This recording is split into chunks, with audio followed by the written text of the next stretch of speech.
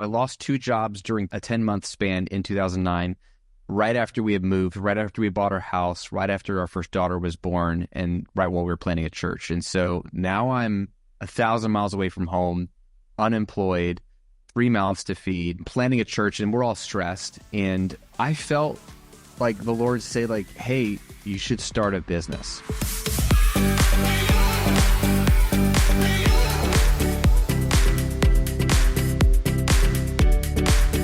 Hi, everybody. Welcome back to the Kingdom Builders Academy podcast. I am super excited to have a very special guest in the house. Graham Cochrane, you might already know and love him, but if you do not, he is an amazing man of God. He lives in Tampa, Florida with his wife, Shay, and two daughters. He's a multiple seven-figure entrepreneur. And I think especially all our YouTube listeners, podcast listeners, and people who have their own YouTubes and podcasts going, Graham has over 700,000 subscribers on YouTube across his channels with over 63 million. That is like a big number to even try to comprehend. 63 million video views across his channels. Over 80,000 people listen to his podcast each month, The Graham Cochrane Show. This is something really cool, Graham. A lot of our students in the house live with us, they're Kajabi users. Maybe some are Kajabi affiliates. Graham is the number one, beating out Amy Porterfield, Brendan Bouchard, Kingdom Builders Academy. Graham is at the top of the stack, the number one Kajabi affiliate. He is the best-selling author of How to Get Paid for What You Know, and soon to be best-selling author of Rebel, Find Yourself by Not Following the Crowd. So Graham, it's an absolute honor to have you on the podcast today. Thanks for being here. Bro, thank you for your energetic and excited intro. Most people are just like, hey, this is Graham, and you're like actually excited to have me on. So I'm already was coming. Yeah. No, our people know that, like, those are amazing accomplishments. I know that for some people it's like, this is Graham. He does content online. He's like a YouTuber or something. No, but That's super amazing things that you've gotten to do. So Graham, I actually want to ask you to just kind of take us back to the beginning of your entrepreneurial journey. We've got a lot of kind of startup entrepreneurs, startup content creators, startup authors, speakers, coaches that would love to do what you've been able to do over the last, decade or so. Will you just kind of take us back to the beginning of your entrepreneurial journey and tell us how you got started? Yeah, man. I mean, just to encourage everybody here, like this, there's never been a greater time to be a content creator and to do what we're doing. So it's an exciting time to be able to serve people through sharing what you know through content. It's only gotten better since I started in 2009. So it was 15 years ago, and it was the Great Recession, and everyone was freaking out. It feels a lot like kind of now-ish, although now is not bad compared to back then. It was a nightmare back then. And so like I was literally in a season of transition. Like my wife and I moved from Virginia to Tampa. We were coming down here to help a buddy plant a church. So I was the volunteer worship leader, and we were young, married, and pregnant. We're like, we'll move, we'll get jobs, we'll plant a church. It'll be great. It'll be easy. You know, I had no idea how hard church planting was going to be. That's way harder than building a business, by the way. And it was also just a really tough time economically. So I lost two jobs during a 10-month span in 2009. Right after we had moved, right after we bought our house, right after our first daughter was born, and right while we were planning a church. And so now I'm 1,000 miles away from home, unemployed, 3 mouths to feed, planning a church, and we're all stressed. And I felt like the Lord say, like, hey, you should start a business. And I was like, that's not something I want to do or I'm interested in. Like my dream was to be a rock star. Like we've talked about this. Like I just wanted to be a musician. That's why a lot of like worship leaders wanted to be rock stars. And then they became worship leaders. You know, that was me. Like I tried to get a record deal in college and it fell through, and I had to choose between pursuing music full time or providing for my new wife. And so I floated around from job to job, and now I found myself at 26 in this predicament. And the Lord's like, hey, start a business.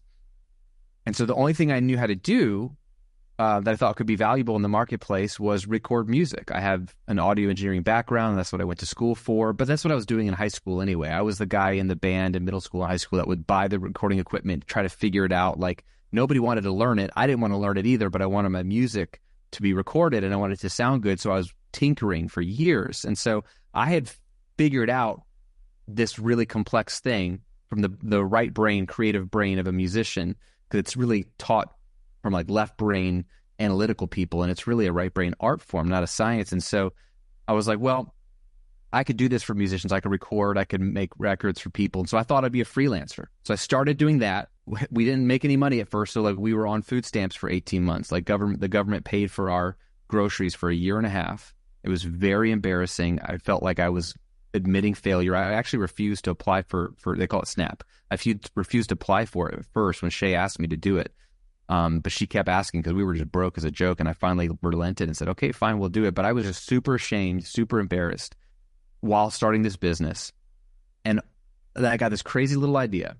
I was like, well, nobody knows me in Tampa. I'm new. So I'm going to try to get as much local work as I can, but I'm going to probably have to do some remote work. And that's the cool thing is you can do remote work. I could do some like producing and post-production stuff. So I thought, well, while I get to know people in Tampa, why don't I put some stuff out on the internet? And maybe people will hire me. Like that was my whole strategy. So I started a blog in 2009. I started a YouTube channel in January of 2010. And I thought what I would do is just show people what I was doing with my own music, show people what I was doing with the 1 or 2 clients I had out the gate. And then people could go, oh, this guy knows what he's talking about. Maybe I could hire him to record or produce my album. That's what I thought I was building. But what God had in store, which I had no idea was a thing, because this was 2009, I didn't know this was an industry, was people were more interested in what I was teaching, how I was teaching, and the way I was teaching this stuff. They wanted to do it for themselves. They wanted to learn how to do it for themselves. And so I saw people loving the videos, finding them. I don't even know how they found them, loving the blog posts, and asking for more content. Hey, that was so great. Could you do a video on this? Or could you explain this? Or could you go into more depth on this? And so I kept making content for free in between gigs, and it was helping people. And I was like, there's something here, but I can't keep making videos for free. I can't keep blogging for free. Like I have to either go get clients or find a way to monetize what I'm doing. And that sent me down a rabbit hole of like, how do you monetize content? How do bloggers make money? This is 2009, right? Bloggers were like making money. I didn't understand.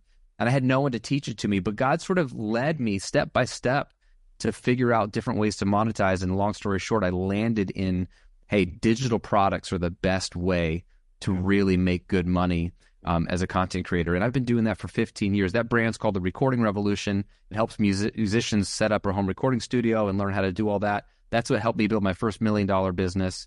In the last 7 or 8 years, I've been coaching people to do that kind of business model. And that's been just the most fun ever to help other people that don't care about music, but they care about freedom. They care about setting their families free, doing work they really enjoy doing. And I've been helping them do that ever since. That's so cool, Graham. I mean, there's so much that we could dive into with that, but a couple things that I think will resonate with our students is one, hey, you just felt called by God to start a business, maybe kind of out of left field for you. You started doing something. You had some ideas, and that something was maybe not necessarily the ultimate thing. It was you had to take that first step. You had to take a step of obedience. You had to take a step of faith. You had to take a step of action to actually just like make an offer, to have something, to start a business. But then it kind of pivoted, and the struggle was very real at first. How long did it take? What from the moment that you said like, okay, I'm going to start a business to the point where like you're actually making, let's say, 6 figures? How long was that approximately? I'm just curious. Yep. 3 years. 3 years. So year 1, I made $10,000 working full-time in my business, $10,000 in year 1. Year 2, I made $60,000, which was like my dream goal, because then we no longer qualified for food stamps. And I had been working full-time at a desk making $30K a year. Shay had been working full-time at a desk making $30K a year. So all of a sudden, 2 years, it was a struggle. But 2 years later, I'm like, I hit the jackpot. Yeah. I'm making both of our salaries from home with my family, talking about what I love to do, which was music. And so to me, it was jackpot. That was year 2. Year 3, it doubled to 120. And then it started to double every year after. It's sort of plateaued at 500,000 for a while, but then eventually I had to get some help and understand the marketing a bit better and like how do I scale it from $500,000 to $1 million and so forth. But yeah, it was like 2 punishing years. But after year 2, I was like, man, we're going to be fine. This is going to be awesome. Yeah. Yeah, that's great to hear. I think that's a really, really good, just kind of insider experience on like from a, hey, 7-figure entrepreneur. This is what it looked like. It was $10,000 in year 1. It was $60,000 in year 2, which is, hey, a big jump. And I think really, really great. But hey, that is what compounding looks like. That is what a decades-long journey looks like. Now you're 1.5 decades in. Let's zoom in on that maybe first 2 years. What was like kind of an early struggle that was maybe more of like a mindset thing or even like spiritual battle that during that, first year, first 2 years of trying to get traction and wondering like, hey, am I going to make it? What was that like? What was kind of a lesson learned that you could share with our people who are maybe in that same spot? Yeah, man. I mean, control the controllables. I didn't have KBA. I didn't have someone like you guys to guide me and say, here's a blueprint. Like you literally give people a blueprint for how to build this business. I didn't even know it was possible. So you show people that it's possible, and then you give them the tools and resources. Here's how you do it. I had neither of those. So I was scared out of my mind. I didn't know what I was building. And I had no one to tell me, it's going to take you about 2 years, Graham, but you'll get there. I didn't know what I was building. I didn't know if I'd get anywhere or where was I going. Yeah. And it was embarrassing the whole time.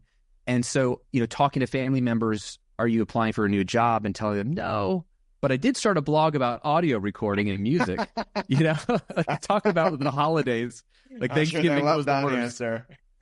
Oh my gosh, the blank stares I got. They're like, hey, are you taking care of my granddaughter? Like Shay's grandfather, he gave me a lot of pressure. It was awful. Yeah. So all that to say is that I had no idea what I was doing, and I couldn't control anything outside there. Like I couldn't make people like me. I couldn't. So I decided, here's what I'm going to do, because I'm scared out of my mind. I want to have some sense of control, some sense of like, I have some say in how this is going to go. I would pray, and then I would control the controllables. The controllables for me were my schedule. I can go into my office, aka the spare bedroom that was never intended to be an office when we bought the house, right?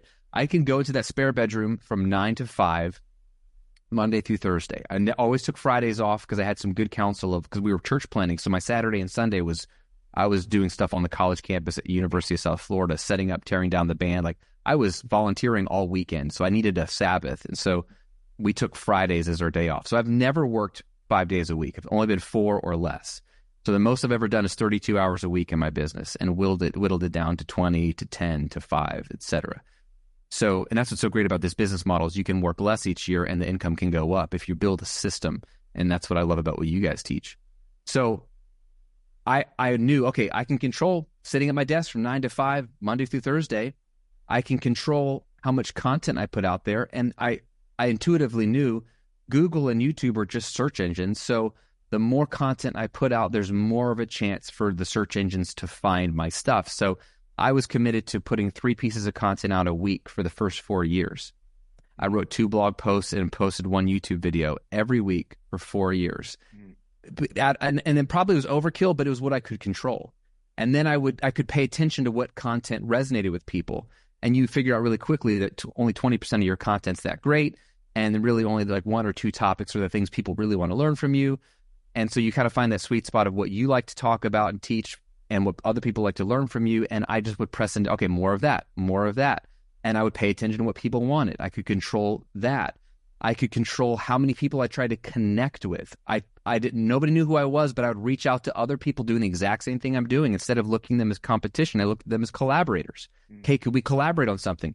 Do you want to come on my YouTube channel? I could come on yours. Do you want to do a product together? Like I would, and a lot of people said, no, I want to, everyone's territorial, and they still are. But then some people were like, oh yeah, let's do something together. And then we would grow together and combine our audiences. And we could even do products and memberships together and events together. So some of those things worked out, but I just busied myself with what I could control, making digital products. I launched a course 4 months in. It didn't do well at all. But I was like, I'll launch another one. I launched like 3 in the first year and then 4 in the second year. I kept like creating courses. It was not really strategic, but it was like, I can try different things and see what offers people want to buy. It really wasn't until my 5th course, 2 years in, that I launched that people said, this is what I want to buy from Graham. This is a huge part of online business, is sell the thing people want to buy from you. I had to build 4 courses that nobody really wanted to buy from me to learn there was this 5th course was about a topic that people really wanted to buy. And until I built that, they weren't excited. When I built that and sold it, they were like, that's what I want. And that gave me a lot of clarity about build more stuff around this topic. But it took me 1.5 years of fiddling and tinkering to figure it out. But I controlled the controllables. That was the only thing that like calmed me down. And then I had to walk away every day at 5 and trust it to the Lord. And that sounds nice, but it was really scary.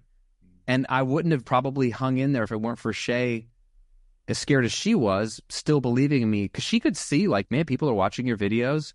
You're making some money. There's something here. We had low cost of living. We didn't spend a lot of money. We kept things pretty tight. So we're like, we can figure it out for a while. And she was willing to like go on the ride with me, probably not indefinitely, but she was willing to go on it for at least a couple of years. And that's really what it took. And bro, as I coach people, and I'm curious to know what you think with your students, but my students, typically it's 18 months to 2 years before they start to see that momentum of their content or their sales picking up. And so when you're 6 months in, you're like, it's not working. It's like, bro, you're playing way too small of a game. You need to think a little bit longer term, because it doesn't matter how good you are. It takes time for the momentum to kick in. And that's what it took for me. Yeah. Oh my gosh. Yeah. Preach. Preach, Graham. That's the truth. That's the truth. That's why I say, like, you shouldn't have 1 year goals. You should have 10-year goals. Like, I don't even believe in 1 year goals. You can have like some like 1 year projects. You can commit to like a process. You can have 1 year commitments to a process. But if we're talking about like a goal that I'm going to have 100,000 YouTube subscribers, that's not a 1 year goal. That's that's a 10-year goal, and you'll exceed it in 10 years. But in 1 year, you're setting yourself up for disappointment. And I didn't know that journey about 10K, 60K, and then double. Because that's about what we see, is that like, hey, year one, we'd love to see 10K plus. Yeah, like that's zero to something. Like that's still something. If we can do 20K, 30K, great. But then it is that process of doubling, right? And it might be 3 years before you get that doubling is like 15K, 30K, 60K, 120K, right? Like it can take that much time. Absolutely, with process and coaches. It can go faster. But honestly, Graham, what you did that is so inspiring is you put so much product out there. Like, you were just so diligent to put product out there. And I think that's should be an inspiration, a light bulb moment, because there's a trap that we see all the time that our students and maybe just listeners that aren't our students get into, which is the overthinking that, like, I'm just trying to get clarity. I'm trying to get certain. I'm trying to get that message exactly dialed in right.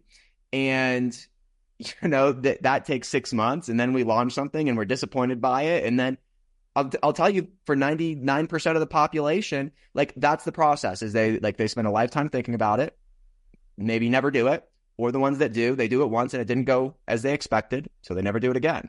What you did was totally different. That, like, hey, launched a course, didn't go great. Launched another 2 courses that same year. Launched another 4 courses the next year. Put some content out there.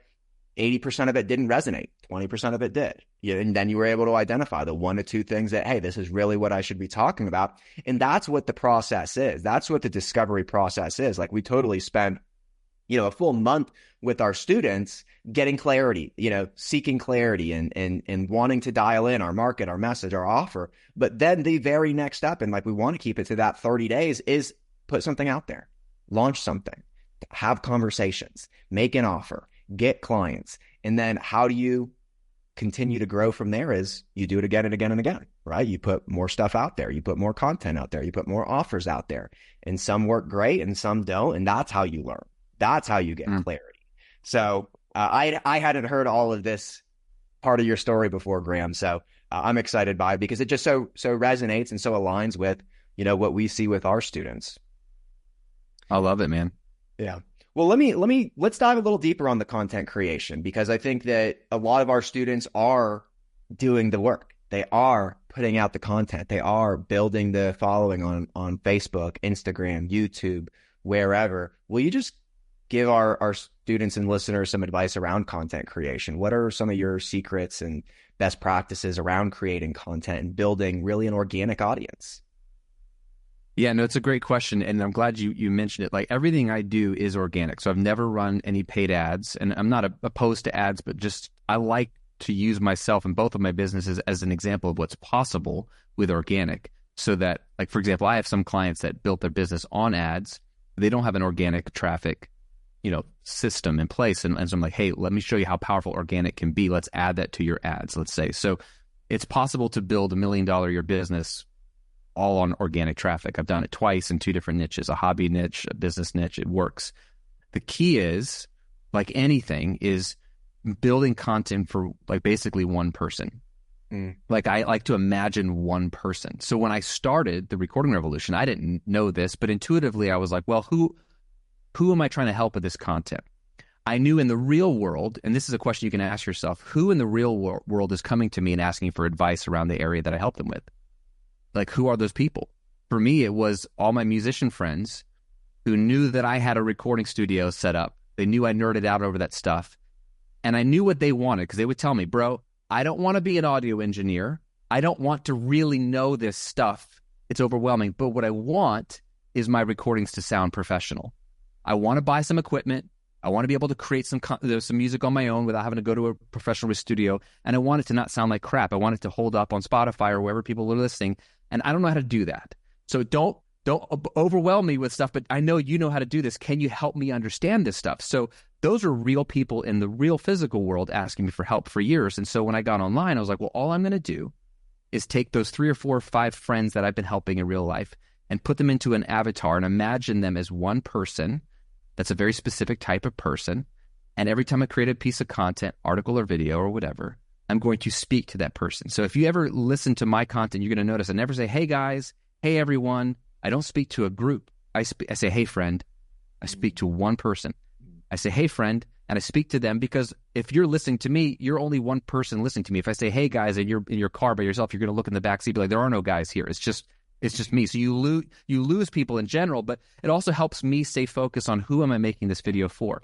Because it won't work if it's for everybody. So for example, in that original niche for the recording revolution, there's people that are sharing the recording secrets, but they only really work in a big professional studio where everything's treated and sounds great. The drum room is amazing and it's made out of this amazing wood. And those techniques, as helpful as they are in the real world, quote unquote, they don't work in your mom's basement or your spare bedroom where you're setting up a little home recording studio. And it's never meant to be a home recording studio. You have to have different techniques to make that sound good. So what I would do is say, hey, this is not for the professional studio. This is for you if you are at home with a home studio, you're on a budget, because those are my friends, they didn't have a lot of money to spend, and you don't care to know the technical stuff, you just want it to work. And so I would keep those filters in mind and speak to that type of person, which would alienate certain people, but it was great because they wouldn't like me anyway. Mm-hmm. But it would really attract the right type of persons, like finally someone on the internet's talking to me.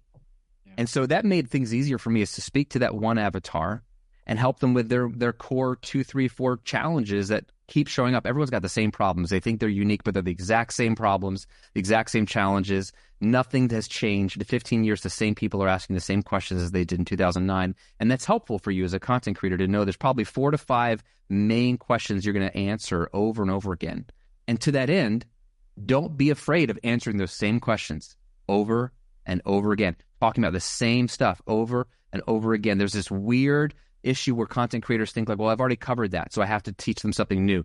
That's not how this works. Nobody's watching all your content. Nobody's listening to all your podcasts. Nobody goes and reads all your backlogs of your blogs. There's a few weirdos out there, and they're going to love it no matter what you post, so it doesn't matter. But no one but you knows what you already covered. And even if they do, what do you do for the person that just found you today? They have the same question. Just answer them where they're at and talk about the same core things over and over again. There's probably a dozen or so ways to say the same thing. You could do case studies. You can do data. You could do a quote. You can do more how-to. You can do a reaction video. You could do different types of content to answer the same question and keep it fresh. Plus, you're changing and your nuanced experience and angle is going to evolve over time as you grow. But don't try to come up with a million different things to talk about. I made this mistake multiple times. Come back to the basics. Get back to the core stuff. Repeat yourself, repeat yourself, repeat yourself. It's what will serve them best, and it takes the pressure off you as a content creator. And the best example of this I know is Dave Ramsey, the financial guy. He's been on the radio and YouTube for 30 years.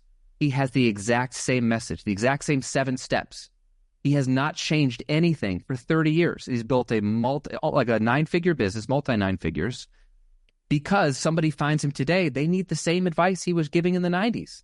They're the same step. They're the same part of the process. And so he's just made peace with, I have a very simple, consistent message, and he's winning. All the other financial gurus that have all these new things, they're not winning. Their business is not as successful as his because he knows people need the same core message.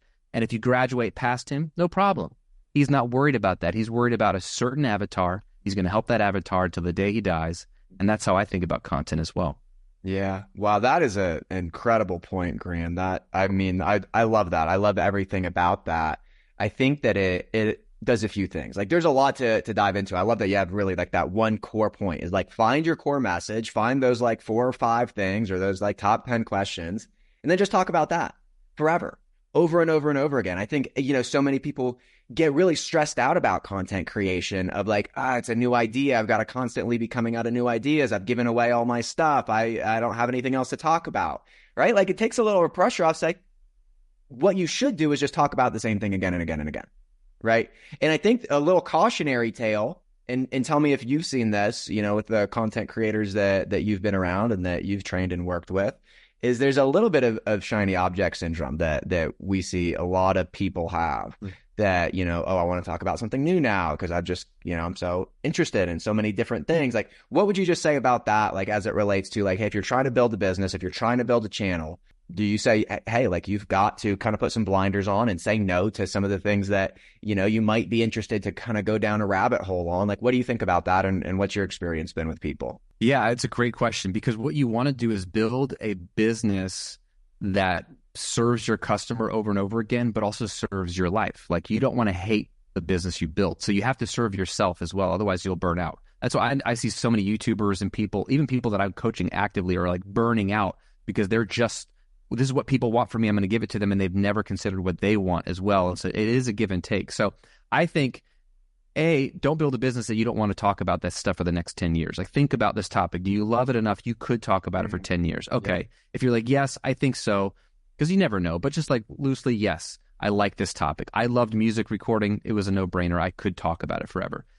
That being said, assuming that's the case, 80% of your content should be the core stuff that your people need, that gets discovered on your platform of choice, that gets people to opt into your funnel, gets people to graduate to your paid programs, serves your customer, makes you money. 20% you can play with.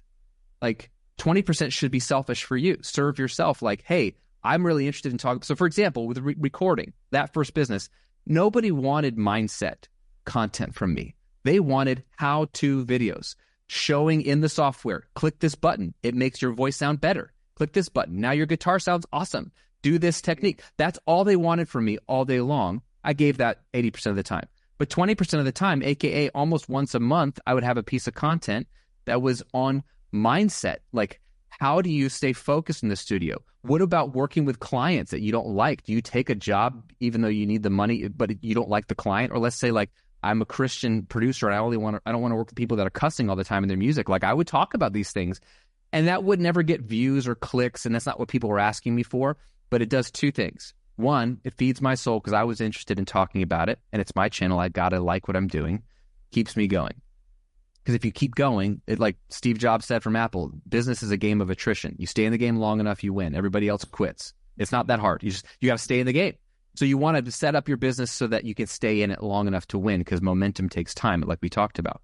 But two, I like the 20% of being selfish because it gives your audience a deeper dive into the way you think. And you don't have to be a machine. You're not a monkey performing for people. You are a human. And I think it's strategic to let people know what else do you like and how you think, because then you're going to attract super fans that are like, hey, I'm not just here for Graham's content. I actually like that he's talking about his faith, or he's talking about his family, or he's talking about Star Wars, or he's talking about whatever, because I'm learning a little bit more about him, the person, and he seems real, and he's not just this content creator. And I think that's really a way to make your brand sticky for the right people, create those super fans. And the ones that don't like it, they can tune it out because they know most of your content is what they're looking for. And so nobody's upset, nobody's mad, but it serves you, it serves them, and it all, at the end of the day, makes you seem less like a robot and more like a human. And I think in a sea of content now, that like there's way more content than there was when I started 15 years ago. People say, how do I stand out? Is it too saturated? Saturation is good. That means that it's a proven market you can make money in. I would be scared if it's not a saturated market, because I don't know if you can make money in it for sure. You might not. Saturation is not a problem, but to stand out, you have to let your personality come through and be a human, because nowadays people aren't looking for content. They're looking for people they want to follow. They're looking for people they want to learn from. And that's how they're going to decide whose program to buy. A lot of times it's not just who's got the best content, but who's the person behind the camera or behind the keyboard or behind the microphone. What do they stand for? What do they like? What's their personality like? Do I like them or not? Do I jive with them or not? And so some people don't like me. I talk about my faith. And I'm not a Christian platform, but I talk about it. I talk about family. I talk about we should work as little as possible. I'm anti-hustle. And some people are like, this is stupid. You should work all the time. So they're going to not like me. But the other people are going to say, hey, you're one of the few people who's telling me I can work less and have time to take my kids to school and take a vacation or whatever it is. And they're attracted to that. And so they're choosing to learn from me, even though they could learn similar things from someone else, if that makes sense. Yeah, no, that's awesome, Graham. Thanks for getting into that, because that adds a lot of nuance to it. Like the core number one principle is like, give people what they want, stick to that core message, stay in your lane. But hey, to one, love your business. I love how you put, feed your soul, kind of dip into those curiosities and interests. But it's the 80-20 principle. And then two, that is really what adds color to your brand. It adds personality to your brand. So excellent principle, excellent nuance to add more color to it. So thanks for diving into all that. I want to ask you about your book, Rebel, because this is kind of a new lane for you, right? You started in the musician training lane, and then you kind of got into like the online entrepreneur, content course creator lane. And in this Rebel book is kind of a whole new message and audience for you, right? So will you just tell us a story about how you felt called by God to write this new book you have? Yeah, so I was 9 months removed from publishing my first book, How to Get Paid for What You Know, which is like build the online business, the very obvious book I should write. That's what the publisher was like, this is the one we want you to write. This makes sense. And I was like, yeah, it makes sense. I'm 9 months removed from that. We got connected in the mastermind we're a part of, and that same first event that I went to, and I don't know if we got to connect on that first event, but I remember when I went there in Scottsdale in January of last year, I met John Gordon, who's also in this group with us. And John's a prolific author and speaker. He wrote The Energy Bus and The Carpenter and The One Truth and a bunch of books. And we had a mutual connection with our publisher. The guy that signed me signed him 20 years ago to his first book deal with The Energy Bus. And so I just met him over breakfast, connected with him a little bit.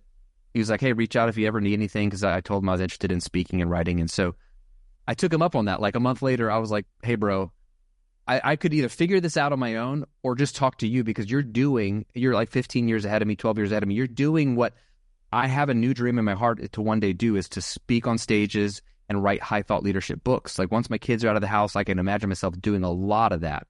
And it just seems fun to me. So I would love to learn. So I spent a day with him. I begged him to spend a day with me. I thought I was going to be asking him about the speaking business, how much you should charge, how do you get gigs, how do you think about keynoting, whatever. And the first question he had was, well, what's the message of your next book? I said, bro, I just finished a book. Can I take a break? Can you clap for me?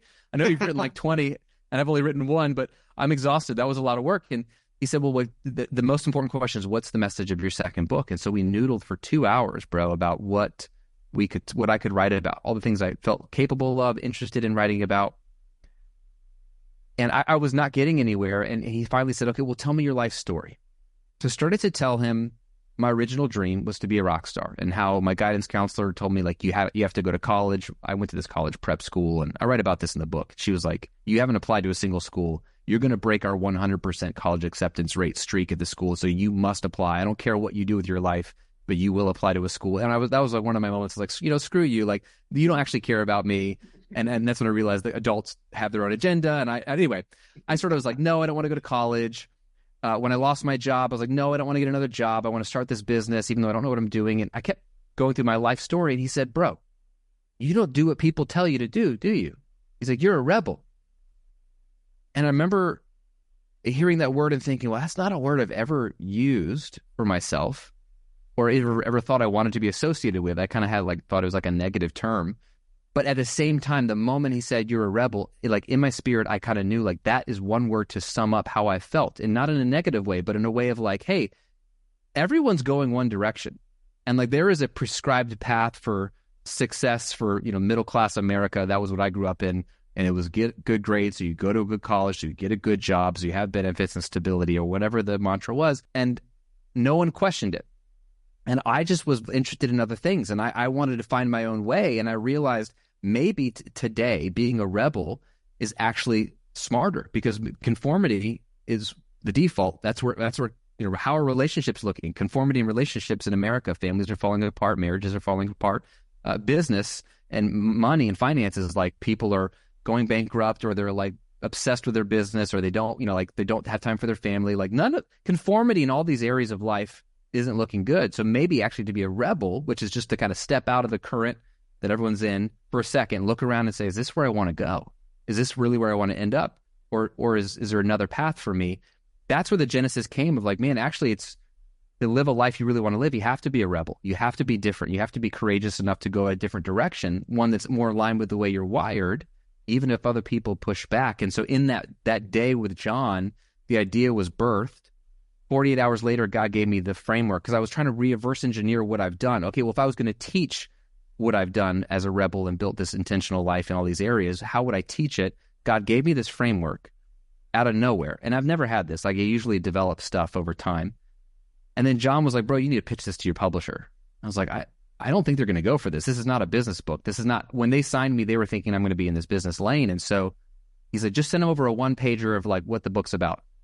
So it wasn't even a full proposal. I sent it over. 6 days later, I signed the book deal for book number 2. And they're like, when can you have the manuscript in? We love this.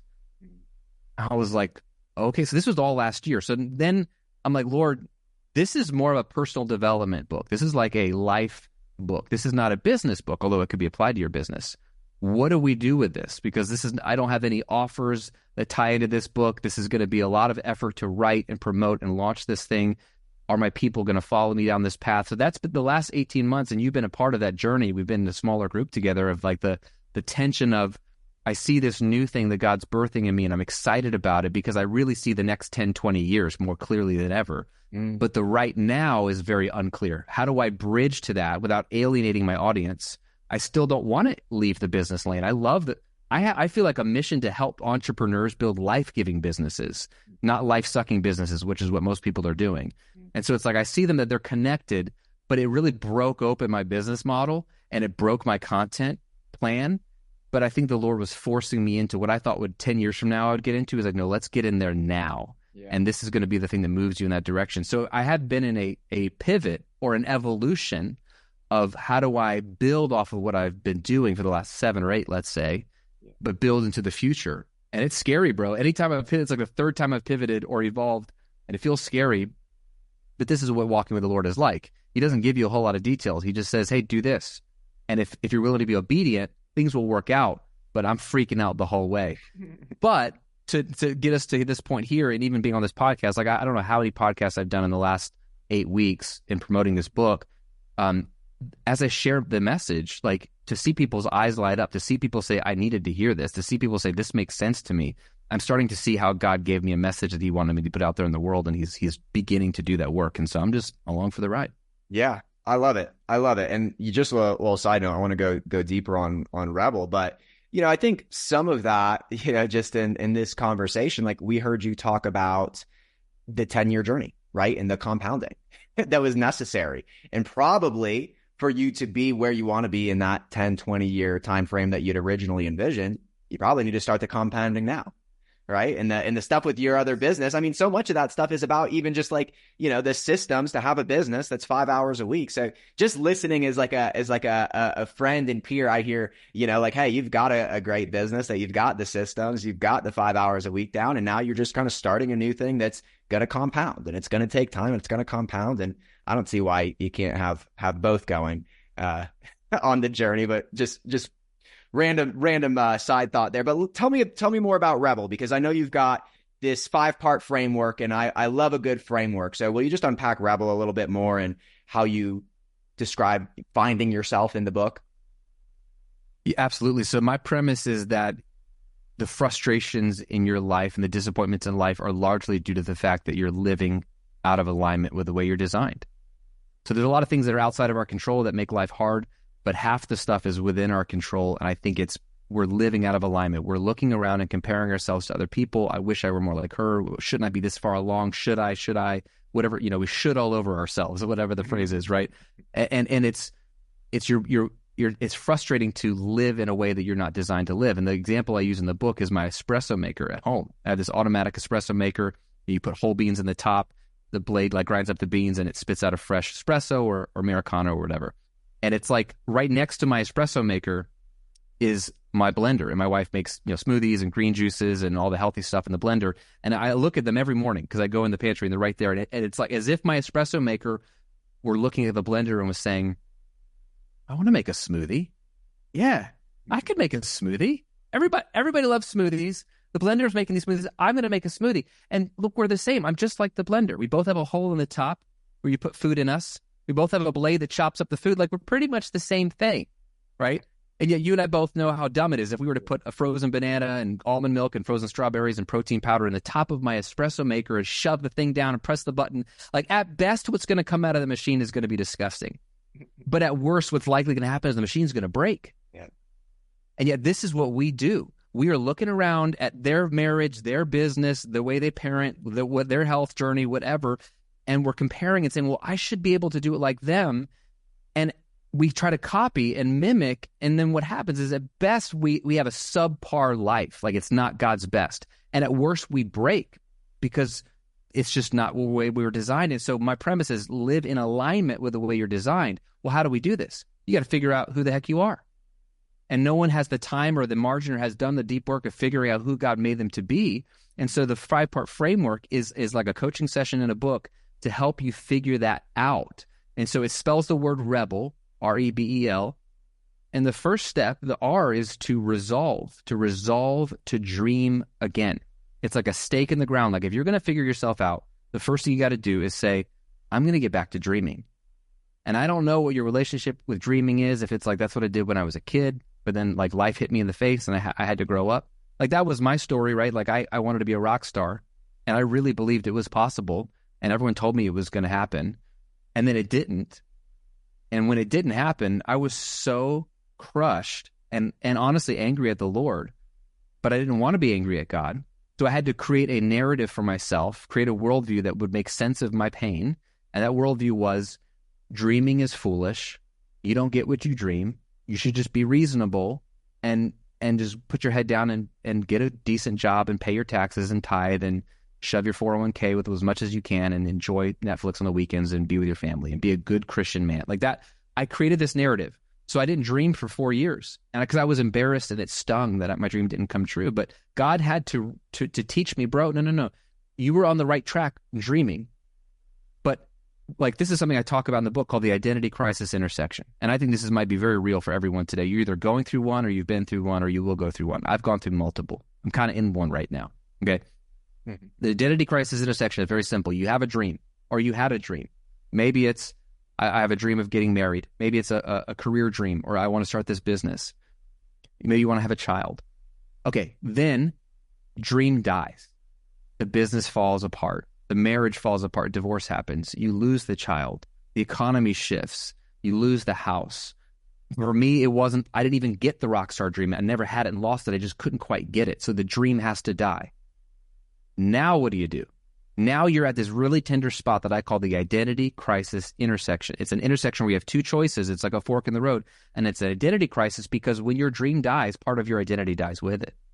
Like, whether you want to admit it or not, that's why it hurts so bad when a dream you had dies, because part of you dies with it. And so you have a choice. You can either choose path A, which is to conform, get back in line, tell yourself that was a stupid dream. I'm not going to get married again. I'm not going to try for another child. I'm not going to start another business that was too embarrassing and painful to lose the first business. I'm not going to buy a house again because we lost the house in the crowd. Like, whatever it is, you conform and say, maybe I should have never dreamed for that thing. That's what I did for 4 years. Like, forget dreaming, forget music, forget what I want. I'll just do whatever pays the bills. But you have another choice, and that is to dream again. And that could mean literally pursue that same dream a second time or a third time or a 100th time. Or it could be dream a different dream or a different version of the dream. I didn't know this, but God gave me my dream in a different form. 4 years later, at 26, he told me to start this business in the music industry. I went from a nobody to having the largest YouTube channel in the music industry space. So much so I was being invited to events with big producers and musicians. I met a lot of my heroes. They wanted to be on my channel. They wanted to like get in front of my audience. They wanted to be my friend or whatever, because the recording revolution, this brand that I built, was so influential in that space for so many years. And so I always say I got a backdoor to the music industry, and it funded my music dream. I got to make albums every single year and have a captive audience that would buy my music every single year. It was just not the way I imagined it, because YouTube didn't exist when I was a kid. I didn't know this was a thing. And so all that to say is I learned, no, my dreaming wasn't foolish. It's actually foundational to who I am, because here's the whole point, bro, is your dreams, the point isn't to have all your dreams or chase all your dreams necessarily. The point is to get data on yourself. And your dreams, what you dream about, are clues as to what you value and how God uniquely wired you. And if you don't know what you dream about, then you're missing out on all the data on yourself. And it's really hard to find yourself if you don't know any of that initial 30,000 foot view. It's not the complete picture. It's just step one.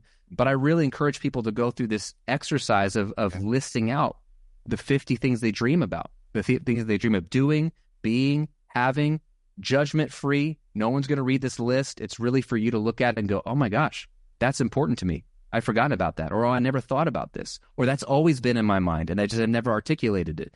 And now I know a little bit more about who I am. And as we go through the process in the book, then I can start to do something about it. Wow. That's, so powerful. That is such a powerful message. I'm so glad that you are in this lane, that you are sharing that. Because just in the chat, for those who are here, like who would say that like that resonates with me, or I know somebody that needs to hear this. Just tell me like resonates with me, or I know someone in the chat, just for our live students that are here, because I think that's really a revelation and put in a way that I've never heard it before. And then, from there, I imagine, does the book kind of go into those next steps and like, hey, now that we're getting back on the horse and we're dreaming again, we're not falling in line with the, conforming to society, what, like, I just want to hear a little bit more. I want to share the book, and then I know we've got to wrap, but I just want to hear like a little bit more on, what sticks out to you about like some of those next steps that people should be taking. Yeah, exactly. So I'll just give you a brief overview of the remaining of the framework so you get a sense of where it goes. You start with dreaming. Step 2, the E, is to establish the outcomes you want in life. And so if we go from 30,000 foot view, now we have to get specific. And this is where, like, Zach, your outcomes that you want, like you and Jillian want with the girls and with your life and with your business and your ministry, like that's going to get very specific to you.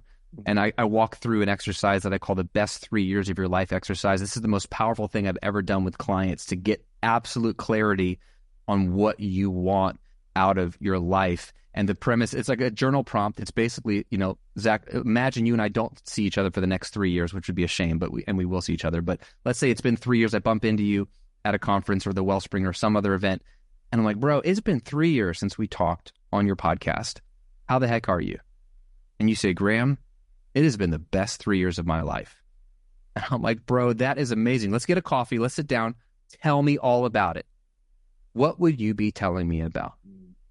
What would have to be true for you to tell me, past tense, this has been the best 3 years of my life?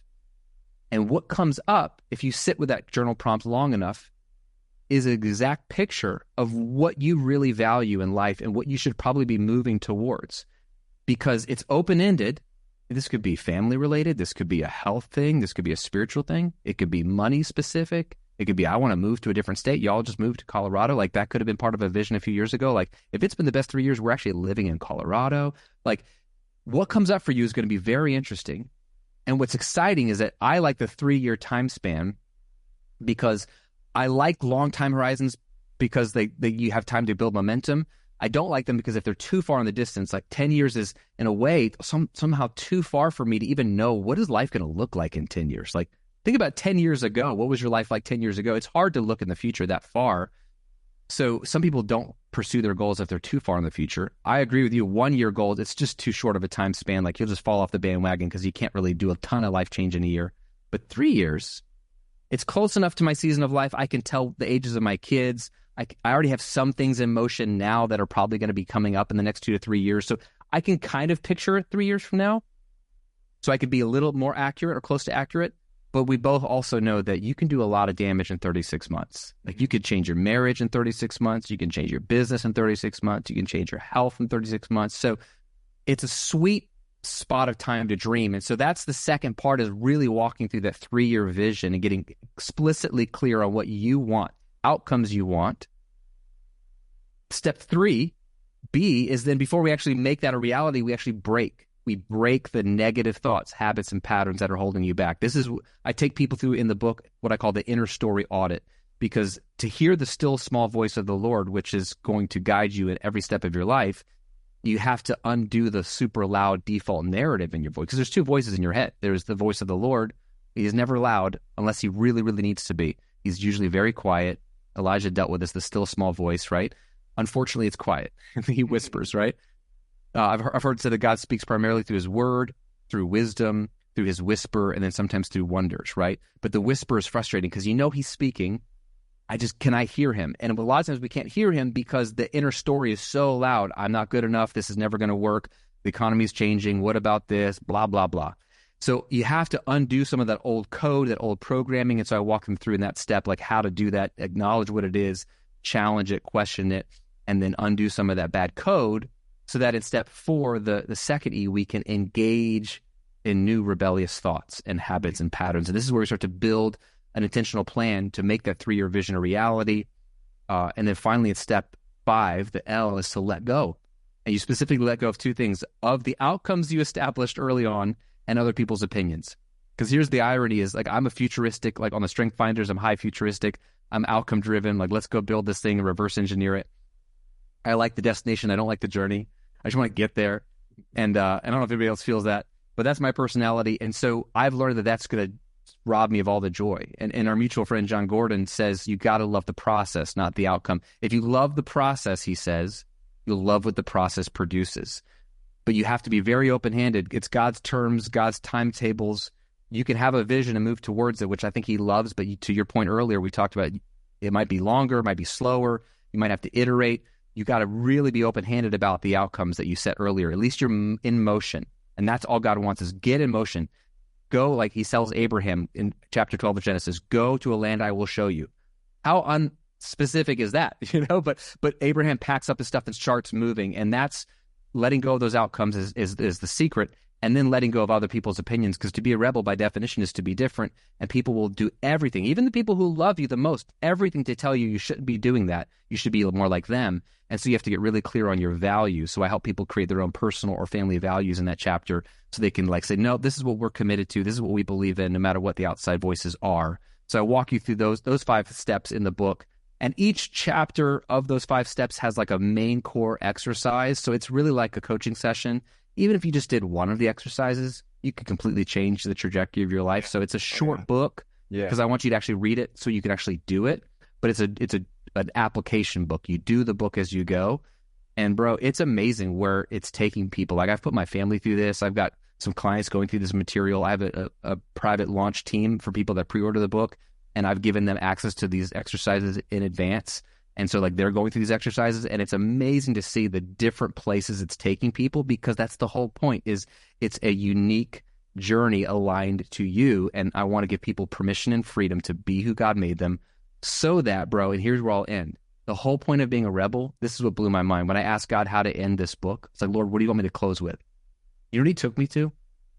He took me to Mark chapter 5 and the story of Jesus casting out the demon of the guy who had the 7 demons in him. And he was like, they couldn't bind him up. He was like overpowering them, and he was like cutting himself and naked. There's a random story where he cast the demons into the pigs and they run off the cliff. Like, I'm like, Lord, what does this have to do with the book? Like, why are you taking me here? And I finally saw it. When Jesus cast the demons out of this guy, and for the first time, like, I don't know, for months, days, weeks, years, since he's been demon possessed, he's seeing somebody with his own eyes and in his right mind, and he sees Jesus. And it's like he's finally come to his true self for the first time. And the thing he wants more than anything is the most logical thing any of us would have want, which is, he says, can I just go with you? Can I stay with you? You saved me. You brought me back to my real self. Can I just travel the world with you and your followers? And Jesus says, no. He says, no. Which is a very Jesus thing to do, not what you expect him to do. And instead he says, here's what I want you to do. Go back home. Go back to the Decapolis, the 10 cities where you're from, and tell them everything God did for you. And this is what I felt God told me to say at the end of this book. The whole purpose of being a rebel, finding yourself, is not to go gallivanting around the world in lifestyle design for the sake of designing this great life. No, the whole point is to figure out who God made you to be, live fully in that, so that you can go back to your family, your workplace, your church, your community, the sphere of influence God's given you, and show up fully as yourself for them. Not the fake version of you, not the version that your parents wanted you to be, or the version that you feel pressure to be. The real you, because God didn't make a mistake with you. The real you that's when he can start to get to work in the world through you if you just find yourself and then go back home and be fully you. Graham, man, that's so good. That is so good. I'm so excited that you're sharing this message. I mean, that is a pretty powerful divine download. I know a lot of people here in our live chat have said just it's a divine appointment being here. And all of that just resonates as such a divine download and such a just a refreshing word and a refreshing message in this season that I think is just going to be such a blessing to people. So it's therebelbook.com, right? Therebelbook.com. I'm going to put a link in our live chat for people. I know there's so many people that said, I'm in, I need this. When are you going to, when am I going to be able to get this book?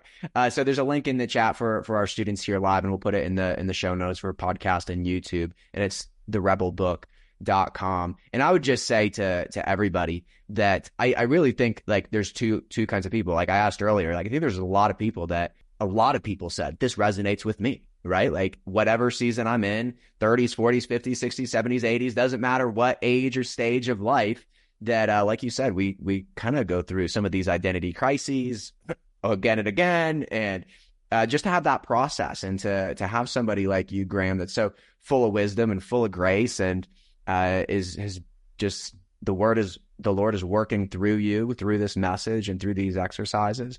I think it's such a powerful process. So I'd say 1, get a copy for yourself if this resonates with you. And 2, get a copy for someone else that you know may need this in this season. And to go through this process and to have this resource, share this podcast, share this video with them.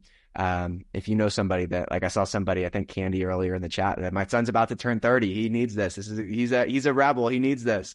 So I just love that you've done this labor of love. Like you talked about finishing your first book, and I don't want to write another book. It's a labor of love to write a book. And I don't know that there's a more, jam-packed way to give somebody the best of what you have in such an accessible fashion. So thank you for doing this book, Graham. Oh, bro, thank you so much. Thanks for having your people have been amazing in the chat too. Everyone's been so encouraging. And I hope that the book encourages them. And if you go pre-order now, you don't have to, the book comes out September 3rd, 4 weeks away from when we're doing this live. But you don't have to wait. There's so many bonuses if you pre-order it and take your receipt to therebelbook.com or the link that he put in the chat. I wanted you to be able to start your Rebel journey now. So I filmed a whole class on this, teaching the book with John Gordon. I give you a Rebel journal. You can start doing the exercises today. There's a whole 30-day Rebel challenge. There's a whole community you can join. I'm in there actively right now. I'm going to be dropping the manuscript early for people in the community, hint, hint, so they can read it digitally before anybody else gets it. So you can start this process with me now before the book comes out. But man, if you resonated with a message, it will help you wherever you are in your life. It'll help the people you love. And just, I feel like God told me to share the message. And so I'm trying to get out there. If you want to be a part of helping get the message out, it would mean the world to me as well. Absolutely. We're on board. We're inspired and we're activated. And want to advocate for you, Graham. So thanks for coming on the Kingdom Builders Academy podcast. It's been an amazing time with you. Thanks for being here. Thanks for having me, brother. Hi, this is Tamara Lowe, founder of Kingdom Builders Academy, here with a free gift for you, our loyal podcast listeners.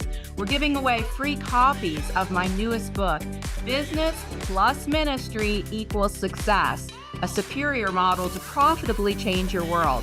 You can download your free copy right now at kbabook.com. That's kbabook.com. Thanks for tuning in to the Kingdom Builders Academy podcast today. Join us again for our next exciting episode.